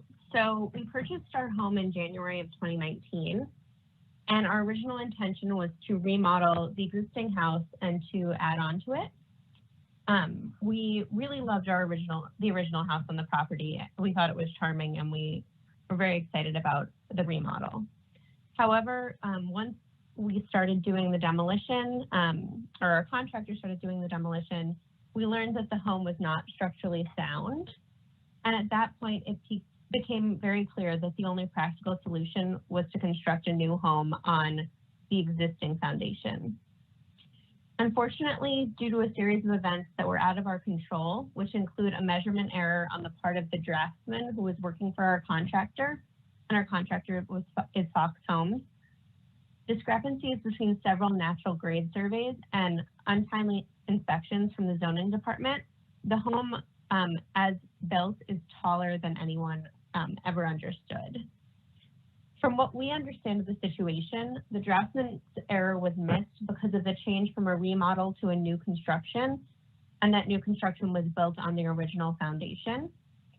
In the transition from a remodel permit to a new construction permit, as Andrew discussed, the city did not do a block survey like they typically would for a new home. After the permits were approved, Fox Homes built the new home according to the approved plans. The home as built above the foundation was what everyone expected, and the home passed all city inspections throughout construction. Fox Homes intended to and thought they were building a home of acceptable height in accordance with city regulations. There was never any intent to do otherwise.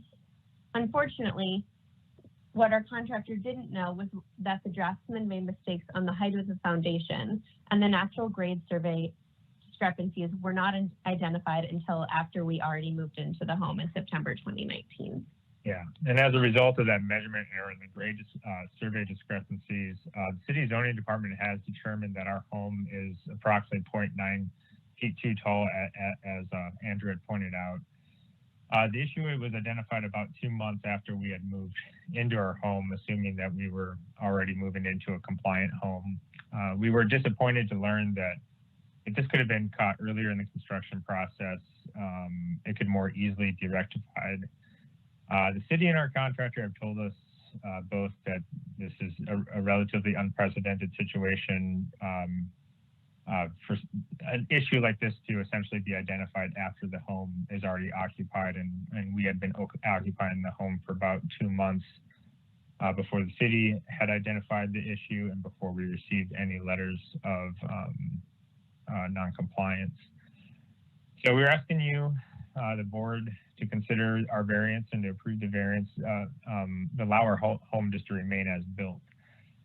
If the variance is not approved, the house obviously has to be modified, which we had already discussed, but the modification just includes, the logistics of it are lifting the home off the foundation, then digging a deeper foundation, because it's not just lifting up the home and taking the top of the block down. If we were to do that and put the house back down on the existing foundation, we would have a basement that was about 5.5 feet tall. So obviously that would be out of compliance too. So it's not just lifting it up. The entire foundation would then have to be ripped out and redone. And as you can imagine, this is not just financially burdensome. It is emotionally, logistically, and environmentally burdensome for us because we would obviously have to find another place to live while this happened. Logistically, it's a several month long construction process, and environmentally, it's just it kind of turns into a waste because at the very least the foundation and perhaps any of the attached decks would have to be taken down, taken out, and ultimately put in the landfill just to be dug out and replaced so that we could have a deeper basement. The last thing we want to do is move out of our home and start that whole process again, particularly as we are expecting our first child. It's just would naturally be very prohibitive for us. Additionally, we don't want to avoid construction noise and disruption to our neighbors as well. So we've spoken to our neighbors and they expressed their support for the variance and hope that the home is to remain as built without any modifications. Thank you guys for your consideration. We hope that you will recognize that this was some unfortunate mistakes and ultimately allow us to remain in our home as we really look forward to many years here. So if there are any questions for Liana and I right now, we would be happy to take them. Thanks for the testimony of both of you. Are there any questions of the applicants?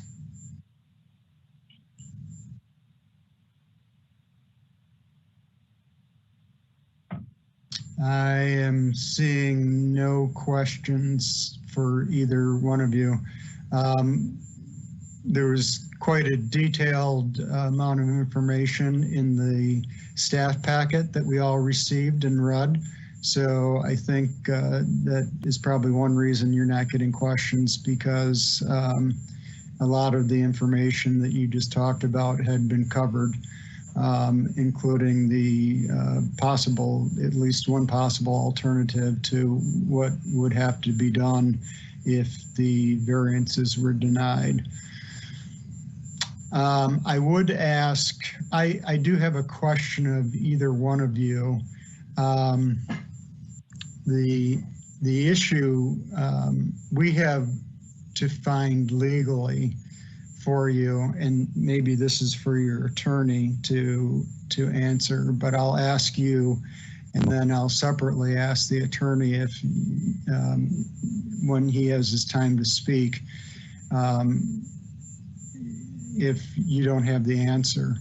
But what is the unique circumstance? What is not the circumstance? What is unique about the property?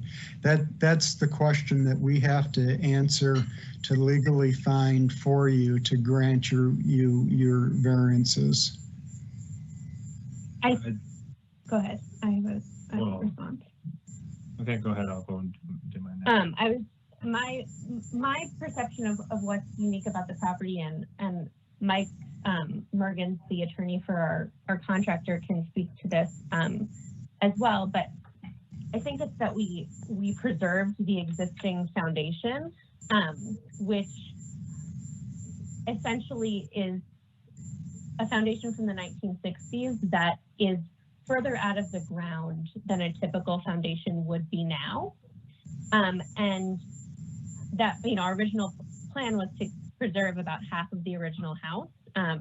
But because that wasn't possible due to structural issues, we ultimately went with keeping the height of the original foundation, expanding that existing foundation, and that's kind of where the problem sort of originates, and that I think that's unique to our home situation. Yeah, that's exactly what I was going to say, was attempts at using the existing foundation from the home Obviously, our original intention was simply a renovation to the existing home that was here, and then it really quickly became obvious once the demolition, the interior demolition began, that the only really structurally sound part of the house was the foundation. So the intention was to reuse it as much as possible. Okay. Thanks for answering that question. Thank you very much. Mr. Mergens, do you have any testimony that you'd like to give that is not duplicative of what has already been stated? Chair Perry, thank you. I do, and I will be brief. I know it's late into the night already. Please. Chair Perry, board members, again, my name is Mike Mergens. I am the legal counsel on this application. I am also involved in a number of development companies, and I'm involved in this project because everyone on this side wants to find a solution. And I just want to share with you at the outset that the intent of me being involved in this is to help the homeowners who are the applicants here work through something that's very catastrophic for them. I think we've outlined in the letter exactly what it means to have this application denied. That's an impact not on just on the homeowners, but on the neighbors as well. I really do think, in my experience, and everybody may have some different experiences, but in my experience, I've never been involved in a land use application where there were 14 people who were willing to come forward and speak in support of the project. And I think that really says something about this particular project and how easily it meets factors 2 and 3, which the staff found. And so really what we're looking at, Chair Perry, as you pointed to, is the practical difficulties. And there are a couple things that I think I would view differently than what's in the staff report. Number one, this wasn't only a draftsman. There's a surveyor that was involved in the beginning. It was Egan Field and Nowak. A top of block survey wasn't done because one wasn't needed, and typically contractors don't incur extra costs that aren't necessary. It's unfortunate, and it certainly should have been, but this was one of those situations which is, I think, unique, and that is when Ryan and Leanna purchased this property, it was never to build a new home. They purchased the property to add 10 feet onto the back of the existing home. That's what their intent was. That's what their desire was. That's all they wanted when they began. Unfortunately, as you heard them talk about, the century-old house, once they got in and opened the walls, was not what they thought it was. And so now they're put into a situation where a young couple has a house that they simply have to try to make the best plan that they can, and that's what everybody tried to do here. And there was a mistake. There was clearly a mistake that was done by setting the natural grade elevation, but I think it's a mistake that you certainly can't put on the applicants, right? The applicants are the homeowners. They didn't hire anybody. They didn't make any choices. They just bought a property. They wanted a house they could live in. They couldn't have the house that they bought, and they wanted the next best thing. That's all they've ever wanted out of this deal. So the question then becomes, should Fox have known? The interesting thing in this particular case is Sather Berquist came in afterwards, right? Sather Berquist is an exceptionally well-known, well-respected, reliable survey company. They had difficulty, right? What Mr. Friends didn't include in his report is their first as-built survey got it wrong. They thought the house was 33 feet tall. They said it's okay.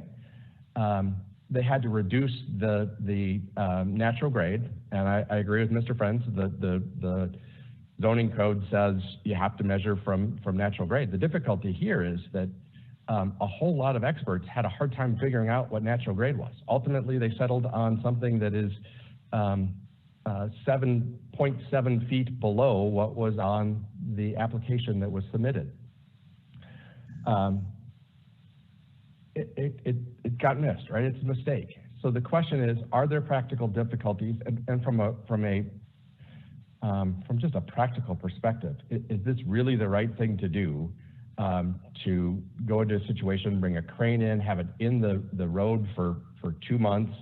As the house is lifted up, a crew is put into a confined space underneath the home to try to dig the basement down, re-pour a new slab, pull all the concrete out, throw it in a landfill, put the new foundation in, hopefully all without incident, then get the house reset on the new foundation, and hopefully reconnected in a way that the house works without any settling or cracking or damage to the house. Because a professional that has nothing to do with the applicant, these two homeowners didn't hire any of these people, made a mistake of a foot and 33 feet. So I think from my perspective, when you look at the staff report and why are we different on practical difficulties, I think I take a much more expansive view of what the circumstances are that lead to this.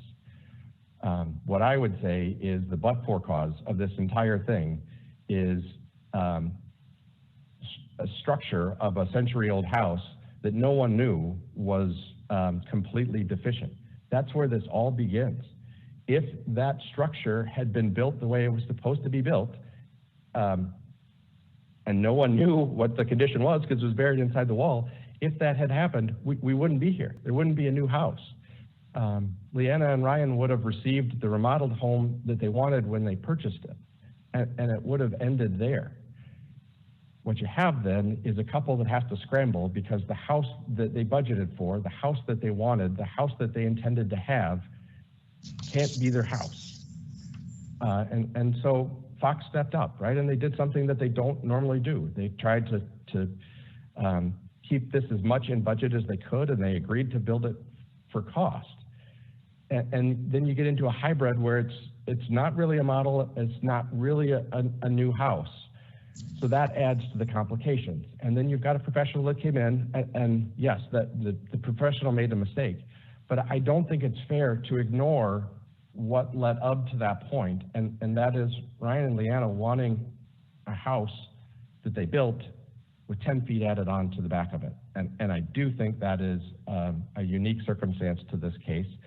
I don't think I have ever seen a case where professionals had this much difficulty finding what the natural grade was. But certainly if the professionals have a really hard time doing it, it's hard to say Fox should have known about it, and it's exceptionally hard to say that Ryan and Leanna should have known about it. And I think the last thing that I would just leave you with, after you go from the fact that the house that they purchased could not survive, you have an honest mistake. There was no intent by anyone to do anything than present to you plans that were true and accurate and build according to those plans. They built according to those plans. Unfortunately, no one knew of the mistake in the natural grade. And when you look at the consequences from saying no, the minimalness of what's at issue here, and the fact that there are practical difficulties, if you go back to the beginning of the story, as I think you always should, it is variances that should be granted. And we ask you to just look at all the circumstances and allow these two homeowners to get on with living and stay in the house that they're in. And I thank you all for your time tonight, and I know it's a odd set of circumstances, so Chair, I apologize for interrupting you, and I appreciate everyone's patience this evening. Thank you.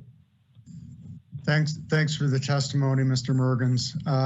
I don't think we have anyone else in the queue to speak. So with that, I will close the public hearing, and I will ask for board comment.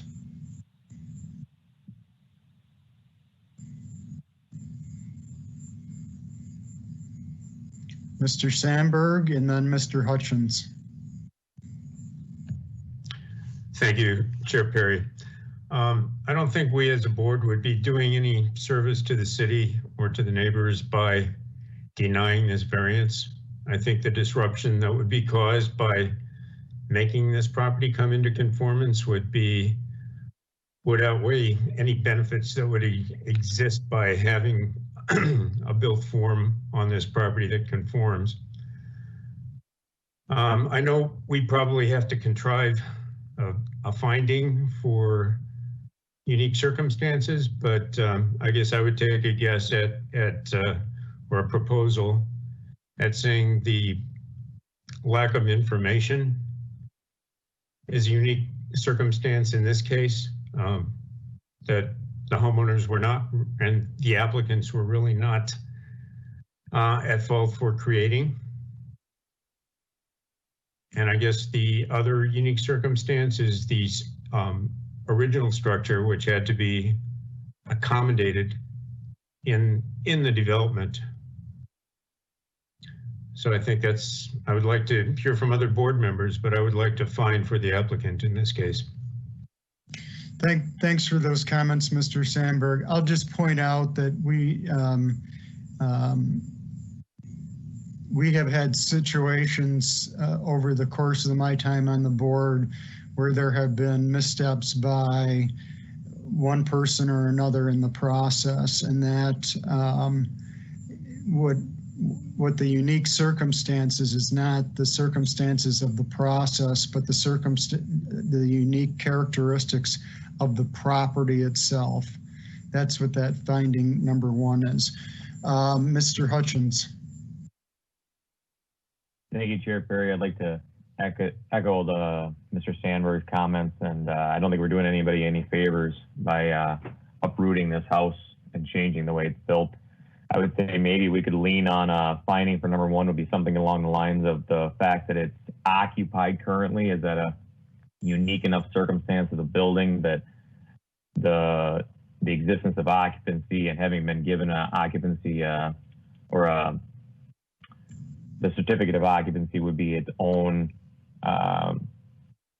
difficulty there, because now you'd have to uproot the family to move the home, where the couple ones I've seen that are similar to this, they didn't have the certificate of occupancy. So see if that fits the bill or not.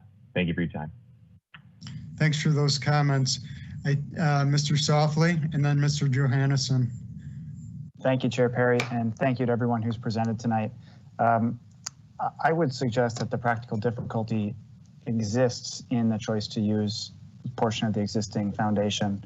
The homeowners testified that the foundation as existing was at a higher level than would normally be found, and that the choice to use that as the basis for the new foundation to be poured is what largely contributed to the cause of the mistake, notwithstanding the errors that were made after the fact. But I think that the new foundation joined to the old foundation is a practical difficulty that's unique to this particular property. Thank you, Mr. Softly. Mr. Johannesson. I agree. I think we're all tired of I'm personally tired of seeing these human errors resulting in a clear major problem for homeowners. This isn't the first time we've seen this happen, and I wish there was something in the zoning ordinance that would put more pressure on developers. I think, to me, word gets out that you can screw up and make it bigger than it is supposed to be and get away with it is something that upsets me. To me, the practical difficulty for the applicants is a human error, and it's totally out of their hands. And I want to side for the applicants, because this is obviously, no one wants to tear this down, but I'm getting tired of the people who made these mistakes there's no recourse for them, and they can just put up another building in another time that would exceed the zoning ordinances, and we'd go through this whole thing again.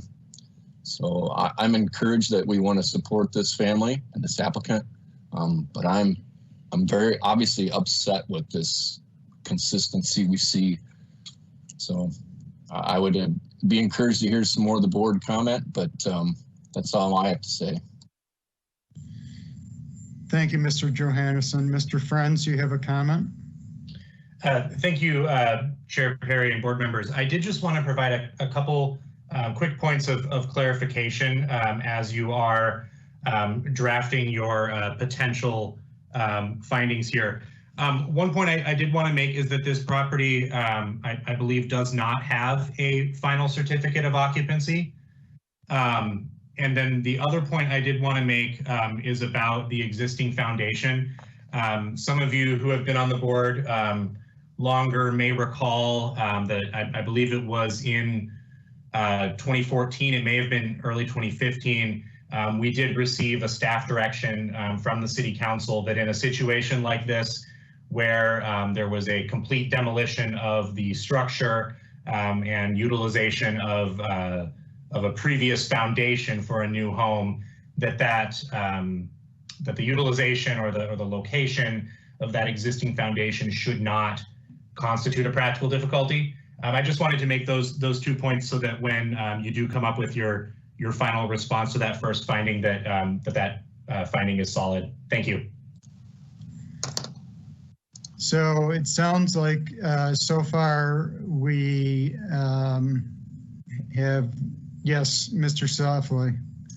Thank you, Chair Perry, and thank you, Mr. French, for bringing that up.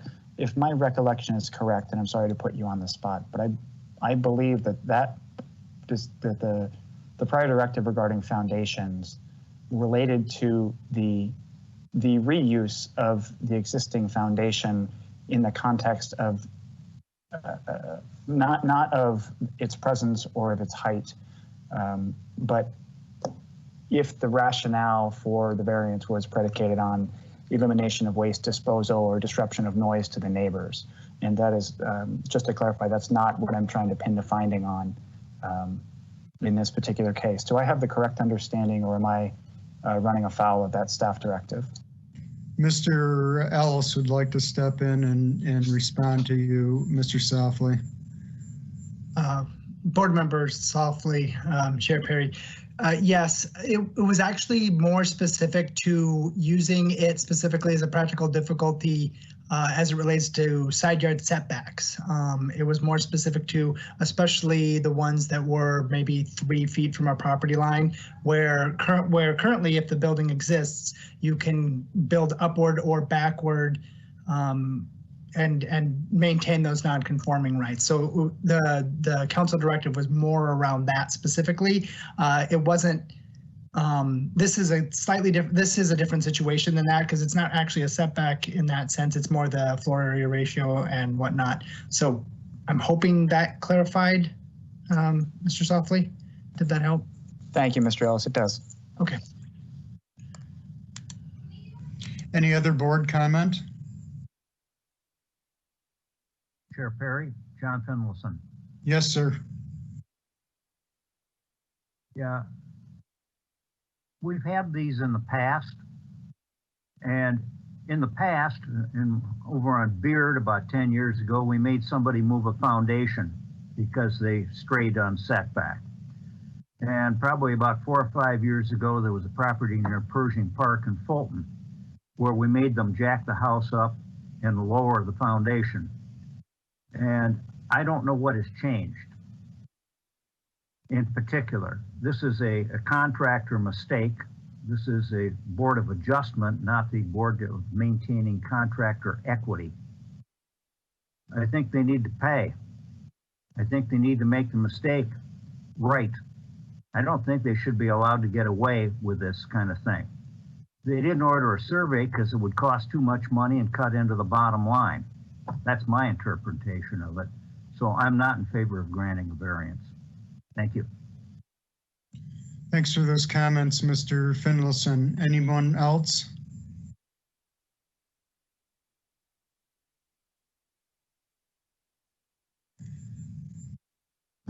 At this point, since no one else would like to speak, what I would ask is for a motion. And if you are moving to a finding for practical difficulty that is in line with what we've heard from Mr. Friends and Mr. Ellis.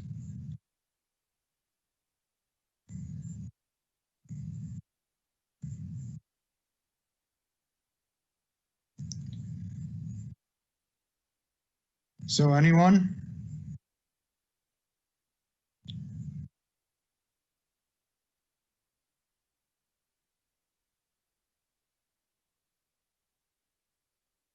Mr. Ogiba.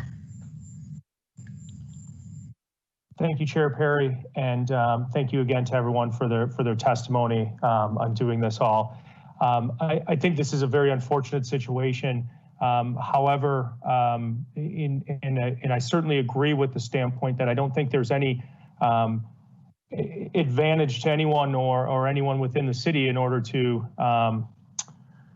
require any additional work to be done at this home. However, I also see our purview on this board, as Board Member Finlayson described, as being very narrow. And as much as it pains me to do this or to feel this certain way, based on what I believe our directive has been from the city, I don't see where the practical difficulty is or how we can fine for that in this particular case. I know that if that were to be the case, the applicant would have appeal options, and I would encourage them, if that were to be the case, to look at those and look at what all their other options are. But with all that being said, I would move staff findings to deny the variance as applied for. There's a motion. Is there a second to that? And I know Mr. Hutchinson has a question, but is there a second? Board Member Finlayson, second. There's a motion and a second. Mr. Hutchins, sorry. No, Board Member Ogiva answered my question. Never mind. Okay. Any further discussion on the motion? The motion is to deny the 2 variance requests.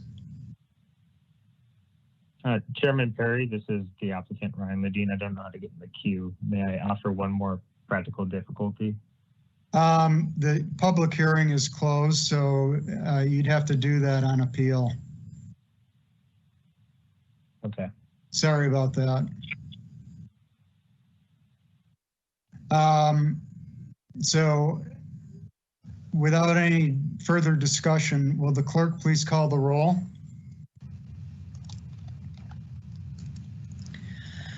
Cooper. Aye. Finlayson. Aye. Hutchins. Nay.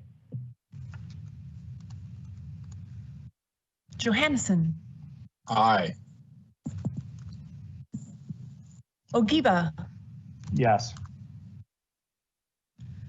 Sandberg. No.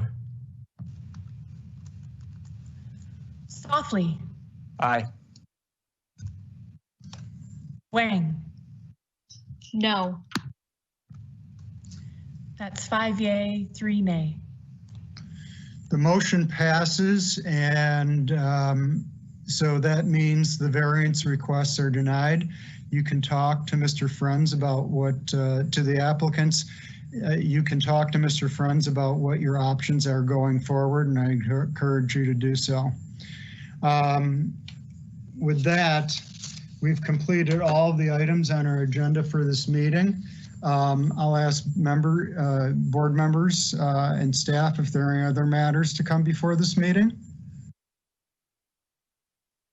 Hearing none and without objection, I will declare this meeting adjourned. Our next meeting will be December 3rd, 2020. Thank you, everyone.